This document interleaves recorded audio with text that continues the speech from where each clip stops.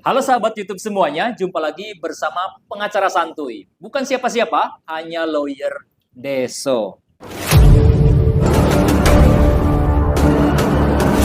Baik, di video kali ini teman-teman saya akan membahas tentang bagaimana sih cara menyusun surat gugatan perceraian bagi warga negara Indonesia yang beragama selain Islam. Karena ada juga yang bertanya ke channel saya ini, Bang, gimana sih Bang cara untuk menyusun surat gugatan cerai bagi non-muslim dan hal-hal apa saja yang harus dimuat di dalam surat gugatan. Baik, langsung saja kita bahas ya teman-teman. Untuk membuat surat gugatan perceraian bagi non-Islam sebetulnya tidak jauh berbeda formatannya dengan gugatan perceraian bagi warga negara Indonesia yang beragama Islam. Namun tentunya ada perbedaan-perbedaannya. Baik, berikut ini adalah susunan surat gugatan perceraian bagi yang beragama selain Islam, di mana gugatan perceraiannya itu diajukan ke pengadilan negeri. Ini saya sudah punya contoh dan ini merupakan berkas perkara kami, klien kami yang dulu mengajukan gugatan perceraian di Pengadilan Negeri Jakarta Pusat. Susunan surat gugatan perceraian di pengadilan negeri itu ada beberapa instrumen teman-teman. Yang pertama adalah tujuan pengadilan. Kemudian yang kedua adalah identitas para pihak. Yang ketiga adalah posita atau duduk perkara.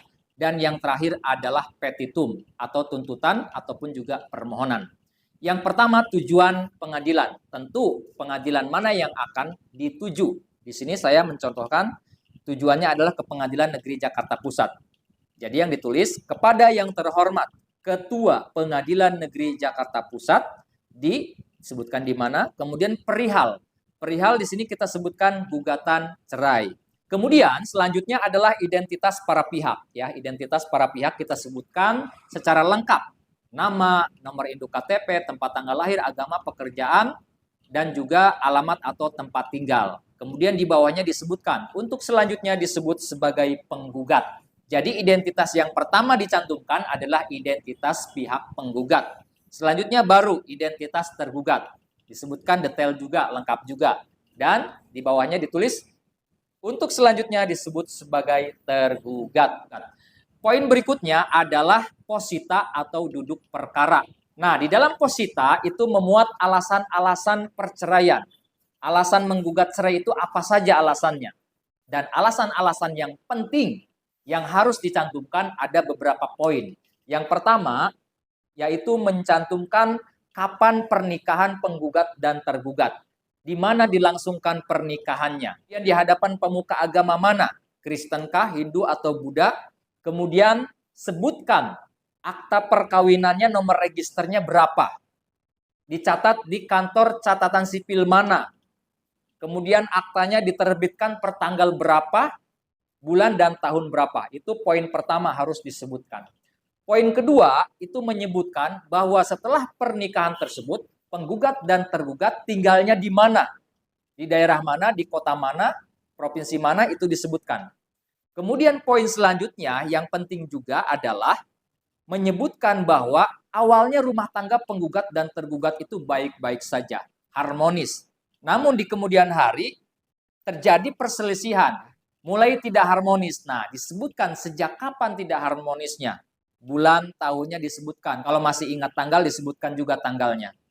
Kemudian disebutkan juga, dirinci apa yang menjadi penyebab ketidakharmonisannya. Dirinci apa saja penyebab ketidakharmonisannya.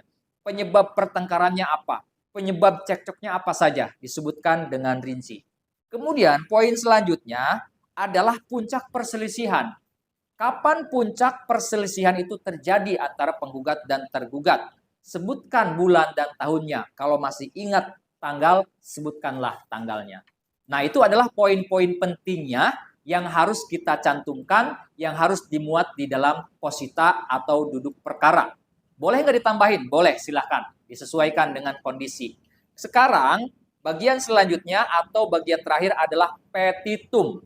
Petitum itu disebut juga dengan tuntutan atau permohonan. Nah, untuk perkara gugat cerai yang diajukan di pengadilan negeri, redaksi atau bunyi petitumnya biasanya seperti ini, teman-teman. Yang pertama, menerima dan mengabulkan gugatan penggugat untuk seluruhnya. Nah, yang kedua, ini poin pentingnya nih. Kata-katanya minimal harus seperti ini.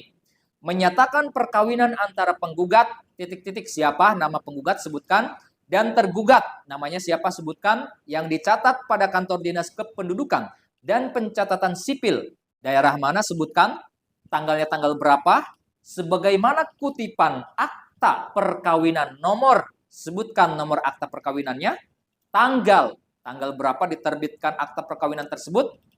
Ya. Kemudian kalimat selanjutnya, putus karena perceraian dengan segala akibat hukumnya. Itu poin kedua. Kemudian poin ketiga dari petitum ini juga harus dicantumkan, bunyinya seperti ini, memerintahkan kepada panitera pengadilan negeri, titik-titik, sebutkan pengadilan negeri mana yang Anda tuju, agar mengirimkan salinan putusan perkara ini yang telah mempunyai kekuatan hukum tetap kepada kantor dinas kependudukan dan pencatatan sipil, titik-titik diisi ya, capilnya kantor capil mana, daerah mana, untuk dicatat dalam daftar atau buku yang disediakan untuk itu. Kemudian poin keempat, membebankan biaya perkara menurut hukum. Nah, ini adalah petitumnya yang hanya meminta perceraiannya saja. Kalau misalkan ada hak asuh anak, berarti tinggal ditambahkan di bawahnya memohon ditetapkan hak asuh anak dan lain sebagainya.